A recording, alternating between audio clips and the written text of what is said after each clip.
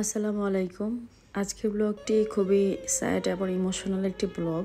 আমি জানি না আজকে ব্লগটি আমি কিভাবে করব, কারণ এই দিনটি আমার জন্য খুবই স্যাড ছিল। যদিও এই দিনটি সবার জন্য অনেক আনন্দদায়ক একটি দিন ছিল, কিন্তু আমার জন্য, আমার পরিবারের জন্য খুবই স্যাড ছিল। কারণ এই দিনই আসলে এই দিন কেন করছি, এই দিনটি ছিল 5ই আগস্ট। আমার ফ্লাইট ছিল ওই দিনে। আমি আসলে জানতাম না যে সাডেনলি এরকম কিছু হবে। তো ওই দিন দেখতেই পারছেন রাস্তাতে যখন দেশটা স্বাধীন হয় ওই মুহূর্তে আমরা বের হয়েছিলাম, কারণ আমি ভাবছিলাম যে হয়তো আমি আর বেরই হতে পারবো না দেশের অবস্থা দেখে। কিন্তু যখন দেশটা স্বাধীন হলো তখন সাহস করলাম যে না, আমি এখন বের হই। আল্লাহর রহমতে আমি এয়ারপোর্ট গিয়ে পৌঁছাতে পারলে যেতে পারবো, কিন্তু আমি জানতাম না আমার কপালে এরকম কিছু হবে। তো এই যে রাস্তায় অনেক অনেক মানুষ, 5ই আগস্ট মানে এত মানুষ যে বাংলাদেশে, এটা কিন্তু 5ই আগস্টেই বোঝা গিয়েছে। স্বাধীন হওয়ার সাথে সাথে সবাই বের হয়ে গিয়েছে। তো এখানে হচ্ছে জায়গায় জায়গায় অনেক জায়গায় আগুন ছিল। আমাদের ড্রাইভার যে কত সাহস করে যাচ্ছিল, আমি নিজে থেকেই প্রত্যেকটা মুহূর্ত কেন জানি ভয় লাগছিল, এই বুঝি কিছু একটা হলো। দেন হচ্ছে আমরা যাচ্ছিলাম হচ্ছে অনেক রাস্তা ঘুরে তারপর যাওয়া লাগছিল। তো 300 ফিটের এই জায়গাগুলোতেও দেখেন যে ওনার নামগুলো ভেঙে ফেলা হয়েছে। তারপর এয়ারপোর্টে মানুষ পিছনে ব্যাক দিকে বসে তারপর যাচ্ছিল। তো এই যে ফাইনালি আমরা আসলাম, কিন্তু ওই টাইমে ছিল প্রায় 8টা বাজে, আমার ফ্লাইট ছিল রাতের 1:50-এ। তো আমি তাড়াতাড়ি চলে এসেছিলাম, তার জন্য বাসা থেকে আম্মু বিরিয়ানিও রান্না করে নিয়ে আসছিল ছোটো ভাইকে বিদায় দিবে, যেহেতু ছোটো ভাই এই প্রথম আমার সাথে যাচ্ছে। এই যে আব্বু আম্মু কান্না করে, তো অবস্থা খারাপ। এখন প্রায় 10টা বাজতে চললো, আমরা ভাবলাম যে ভেতরে চলে যাই। তো এখানে দেখছিলাম যে প্রত্যেকটা ফ্লাইট শুধু দিল্লি দিল্লি দিল্লি আর হচ্ছে ইন্ডিয়া লেখা। আর ভেতরে কি একটা অবস্থা, এই যে সাধারণ যত মানুষ দেখছেন না, এগুলো সব হচ্ছে সাধারণ পাবলিক।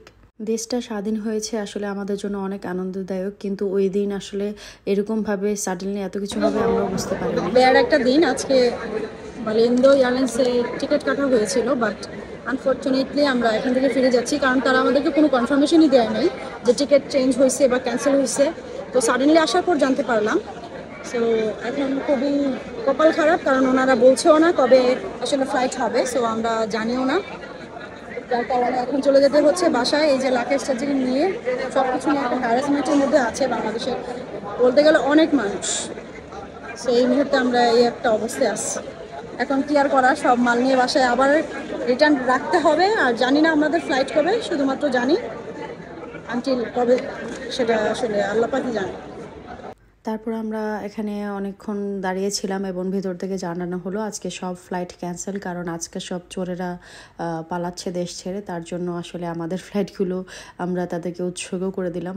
আসলে আমার রাগ হওয়ার কারণ ছিল আমাদের ফ্লাইট স্টিল দেখাচ্ছে যে অ্যাক্টিভ, কিন্তু ওনারা বলছে যে এখানে অ্যাক্টিভ না। তার জন্য আমার খুবই রাগ হচ্ছিল, কারণ আমাদের বিমান অলরেডি এসেছে।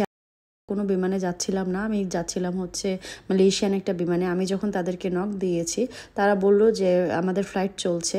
তো এইগুলোর মধ্যে একটা খুব বাজে রকমের মধ্যে আমরা রাত্রে বাসায় এসেছি। সকাল দিকে এসে দেখি যে আবারও সুন্দর করে মিছিল করছে, কারণ হচ্ছে যেহেতু বিজয় উল্লাস করবে, এখন অনেক মানুষ স্বাধীন। তো এই যে বিজয় উল্লাস করছে বাসার ছাদ থেকে আমরা দেখছি। আসলে আমাদের দেশটা বিজয় উল্লাস করার জন্য অনেক কারণ রয়েছে, কারণ গত কয়েকটা দিন কি অবস্থা গিয়েছে আমি আপনাদেরকে ওই ভিডিওটা আপলোড করি নাই, কারণ কিছু প্রবলেমের জন্য আমি ভিডিওটা আপলোড করি নাই। কারণ ওই টাইমটাতে আমি বাংলাদেশে ছিলাম, যেই টাইমটাতে বাংলাদেশের সমস্যা হয়েছিল।